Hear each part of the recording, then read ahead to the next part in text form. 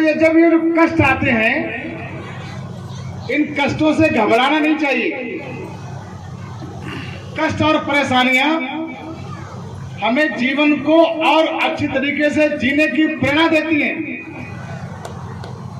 जो लोग कष्टों से घबरा जाते हैं, डर जाते हैं, पलायन कर जाते हैं, सरेंडर कर जाते हैं, वो लोग कभी भी कष्टों के बाद जो सुख आता है, पराक्रम आता है, सम्मान मिलता है, प्रतिष्ठा मिलती है, उसको वो कभी प्राप्त नहीं कर पाते।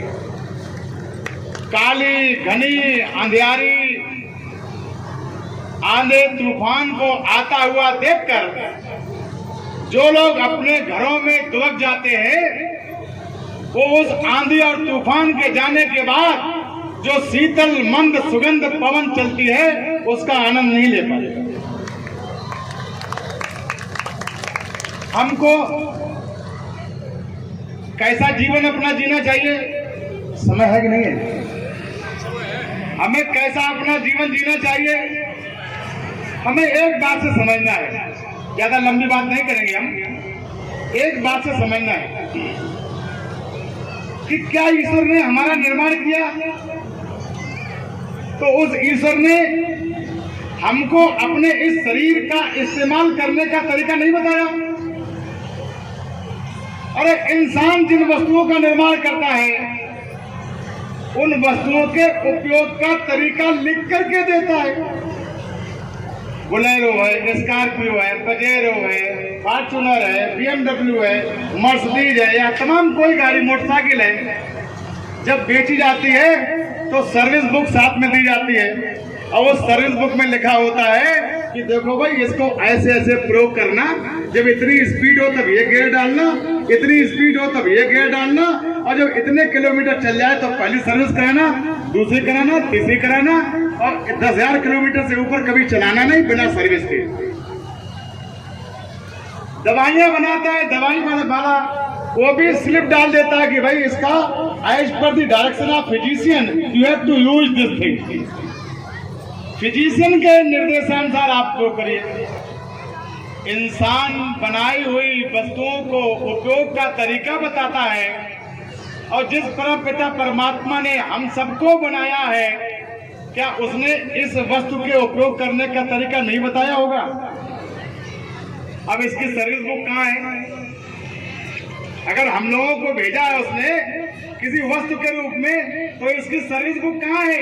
इस वस्तु का कैसे प्रयोग करेंगे, इसको कैसे आगे बढ़ाएंगे, इसका कैसे व्यवहार करेंगे, कैसे आचरण करेंगे, कैसे बात करेंगे, कैसे अपना चरित्र रखेंगे, इसकी सर्विस बुक कहाँ है? इसकी सर्विस बुक है 4 वेद, 6 शास्त्र, 18 पुराण, रामायण, महाभारत, गीता, ये सर्विस बुक है। और इन सभी सर्विस बुकों में क्या लिखा? 2 बातें मैं बता देता हूं। वैसे तो बहुत सी बातें लिखी है, तमाम अध्याय हैं, तमाम श्लोक हैं, लेकिन हम इसका सार बता देते हैं। आपको पढ़ना नहीं पड़ेगा, आपको टाइम बर्बाद नहीं करना पड़ेगा। अगर आप बताओ तो बता दें। बोलो जी, बताएं। बताओ बुआ मेरी, बताओ, बताएं। 4 वेद 6, ध्यान सुनना, 4 वेद 6 शास्त्र में बात मिली है 2। इतने बड़े वेद, पुराण, शास्त्र, रामायण, गीता, इन सब में केवल 2 बातें। क्या? कि सुख दीने सुख होता है, और दुख दीने दुख होता है। 2 बातें सीखो बस, ज्यादा सीखिए नहीं। अपने इस जीवन से, अपने इस शरीर से किसी को दुख नहीं देना। दुख देने के 3 तरीके, मनसा, वाचा, कर्मणा। आप किसी के बारे में किसी के बारे में अपने मन से भी बुरा मत सोचो, अपनी वाणी से बुरा मत कहो, और अपने कर्म से कुछ कहो नहीं। जैसे किसी की भैंस 25 लीटर दूध दे रही और आपका पेट दर्द कर रहा, तो ये पाप है, मनसा पाप। अब किसी की भैंस 25 लीटर दूध दे रही, आप गांव के बाहर पुलिया बैठे, यार क्या करें, 25 लीटर दूध, अगर 25 लीटर दूधिया रोज ले जाएगा और अगर 6 महीने भी भैंस चल गई तो पैसे वाला हो जाएगा। ये भी एक पाप है। और आपने दूसरे किसी को कह करके आपने सीआईडी दे दी और उसकी भैंस छुड़वा ली, ये कर्मणा पाप है। मनसा वाचा कर्मणा। तो दुख दीने दुख होता है, सुख दीने सुख होए। हम एक बात है अपनी बहनों से कह करके बात समाप्त करेंगे, बड़ी बात हो जाती है। बहनें बेटियां, आज का जो समाज है उसके बारे में चर्चा करता हूं। जो पुत्र अपने पिता का सम्मान नहीं करता, कंस ने उग्रसेन का सम्मान नहीं किया तो कंस की कौन सी हालत हुई? उसको भी सिंहासन पर पटक पटक करके वहीं पीटा गया, वहीं मारा गया। इतना पीटा गया कि वहीं मर गया। जो पुत्र अपने पिता की आज्ञा का, सम्मान का, प्रतिष्ठा का, इज्जत की अवहेलना करता है, वो पुत्र बहुत जल्दी बाप बनता है। वो बहुत जल्दी बाप बनता है। लोग आज कहते हैं कि पापी लोग बहुत ज्यादा आगे बढ़े, आगे नहीं बढ़े। जो अपने माता पिता का सम्मान नहीं करेगा उसकी शादी भी जल्दी होगी और उसकी संतान भी जल्दी होगी, और पहली संतान उसकी पुत्र ही होगी। पहली संतान पुत्र के अपने सास की इज्जत नहीं करती, सम्मान नहीं करती, उनको भी बहुत जल्दी सास बनने का मौका मिलता है। और ये आप ध्यान रखो कि आप अगर हमारी बुआ को परेशान करोगे, 4 दिन खाना नहीं दोगे, तो बुआ हमारी मठा दूध की पलंग खाई पी है, मजबूत हड्डियां हैं। हमारी बुआ का 4 दिन में कुछ नहीं बिगड़ेगा। लेकिन आपकी जब सास आएगी और आपको जब 4 दिन भूखा रखेगी, तो आप पिज्जा बर्गर कोल्ड ड्रिंक की पी हो तो आपकी तो टाइट फिस हो जाएगी। इसलिए ऐसा जो तू को काटा बुए बाय तू बोए तू फूल, तोय फूल के फूल है बाको है त्रिशूल। यहीं पर सब कुछ है, ऊपर कुछ भी नहीं है, ऊपर का किसी नहीं देगा। इसलिए यहाँ का रास्ता ठीक बना करके चलो। एक बात कहकर मैं अपनी बहनों से खत्म करता हूं। आपने देखा होगा कि लक्ष्मण ने सीता जी को लक्ष्मण रेखा खींच दी और ये कहा कि इसके बाहर आप मत निकलना, आपको खतरा है, मैं आपके कहने पर जा रहा हूं। नहीं है तो आप ये लक्ष्मण रेखा खींचे दे रहे हैं, इसके बाहर मत निकलना। ये लक्ष्मण रेखा क्या है? ये लक्ष्मण रेखा मर्यादा की रेखा है। ये लक्ष्मण रेखा परिवार की मर्यादा की रेखा है।